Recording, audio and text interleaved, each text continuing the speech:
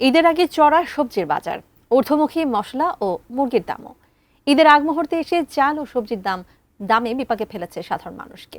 তবে দীর্ঘ ছুটিতে মানুষ ঢাকা ছাড়তে শুরু করায় বেচা বিক্রি কমেছে রাজধানীর বিভিন্ন বাজারে। আরো জানাচ্ছেন সহকর্মী মাহাদি সেকেন্দার। টানা ৯ দিনের ছুটি, কে থাকে ঢাকায়, ক্রেতা কম। তবু রাজধানীর বাজারে জিনিসপত্রের দাম কমে না।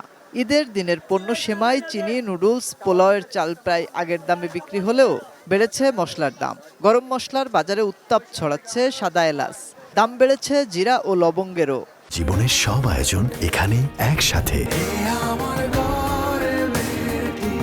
ও এলাচ আমাদের কিনে পরে ৫,১০০ টাকা কেজি, প্রতি কেজি এলাচে ১৫-১৬০০ টাকা বাড়ছে।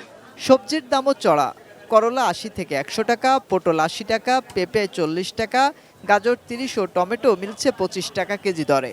বেগুন, শসা, লেবু, মরিচের দামেও রমজানের প্রভাব শেষ হয়নি। কিছুটা স্বস্তি কেবল পেঁয়াজ ও আলুতে। এখন মোটামুটি আগের থেকে একটু দাম চড়া দেখতেছি সবকিছুরই। কিছু দ্রব্যমূল্য আসলে একটু বাড়তির দিকে, কিছু দ্রব্যমূল্য আসলে নিয়ন্ত্রণের মধ্যে নেই আর কি। বাজারে আমদানি কম হয়েছে, তাহলে মরিচের বাজারটা একটু বাড়তি।